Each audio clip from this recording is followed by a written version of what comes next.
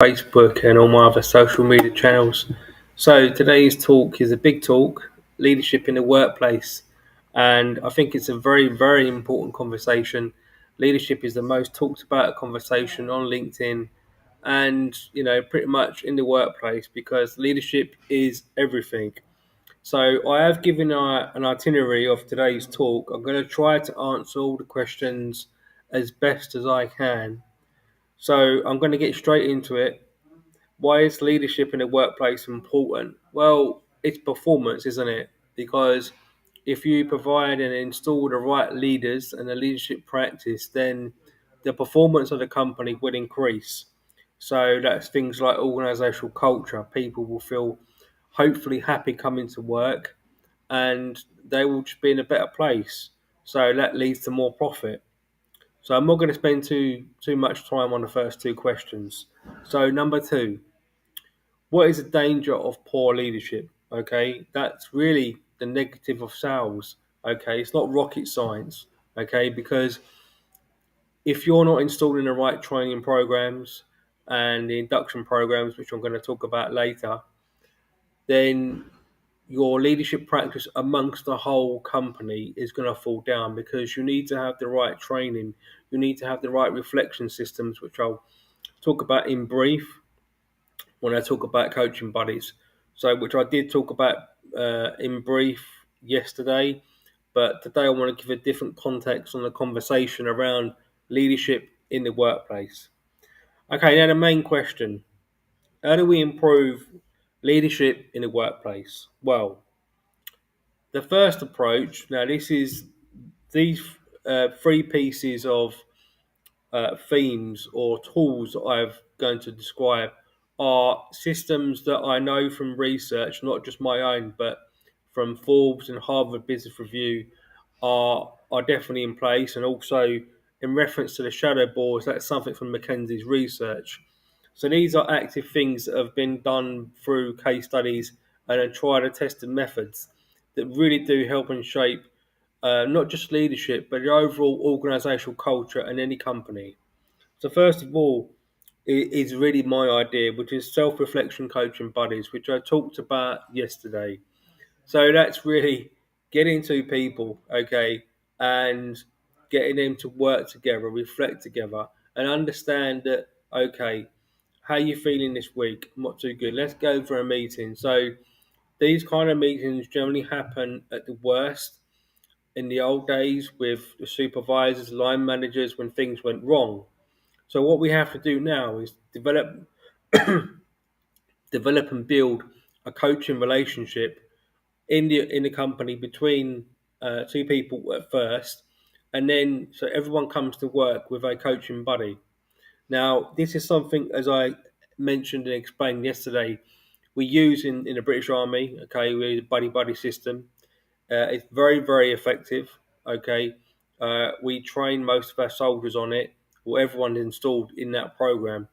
And I certainly remember from a young recruit in training, and I've been a member of lots of different reserve forces, how important it is the buddy buddy system because it is a lifesaver. So when you're talking about bringing that idea into the workplace, it will do so much good because instead of the stress building up, and we all have stress as we know, and for example, you're a project manager and you're working on a project and things are not going well, and you don't feel you can talk to the project leader, okay, or second in command, whoever it might be.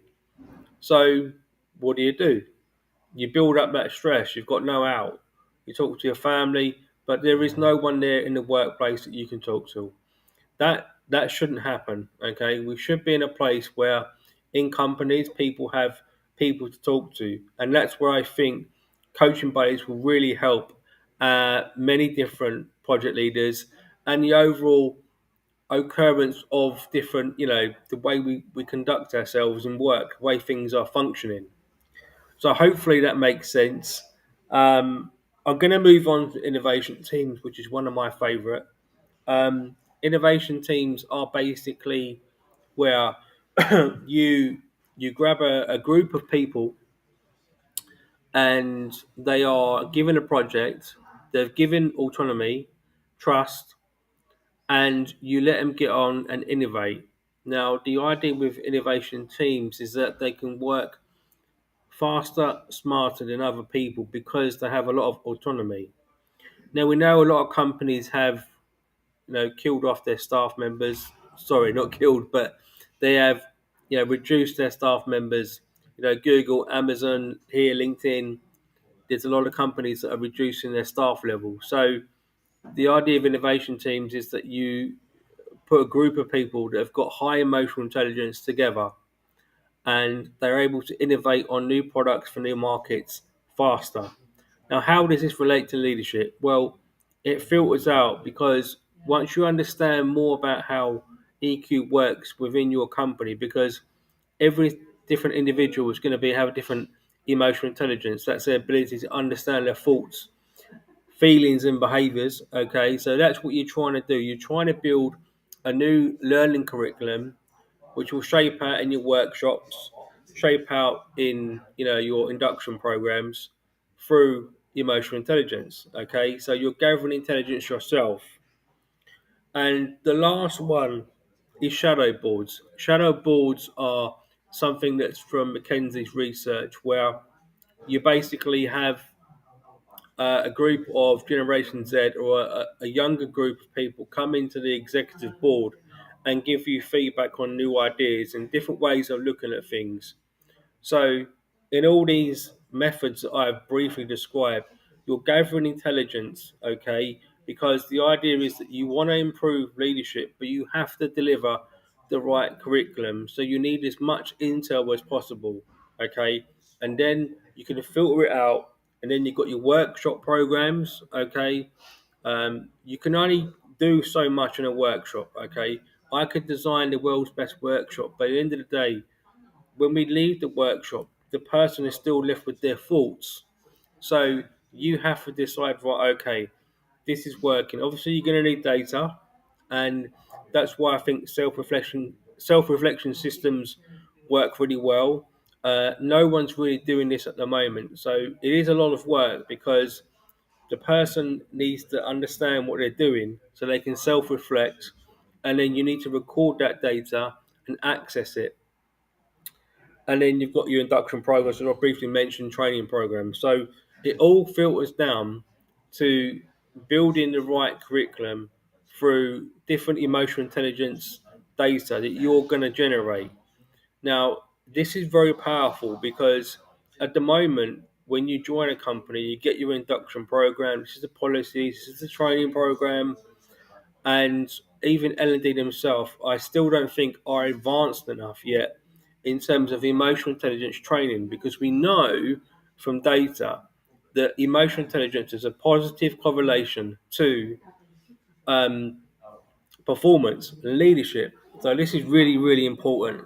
So anyway, I've gone pretty quick today, and I just feel that this is one way we can improve leadership.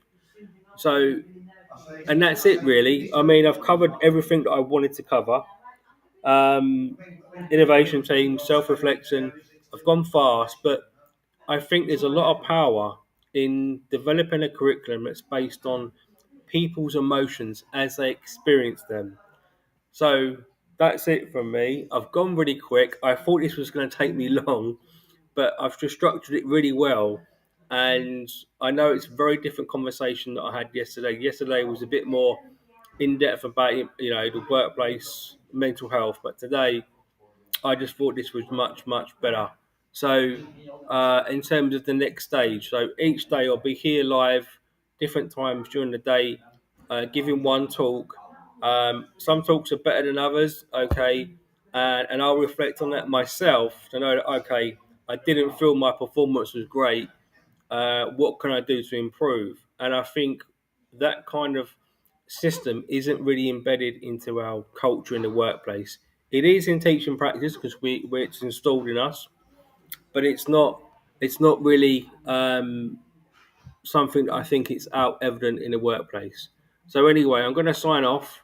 And I hope you've enjoyed it. Hope you got some value from it, and tomorrow's talk, well, I don't know. You'll have to wait and see. Anyway, folks, have a great day. Stay well, be blessed, and I'll see you soon.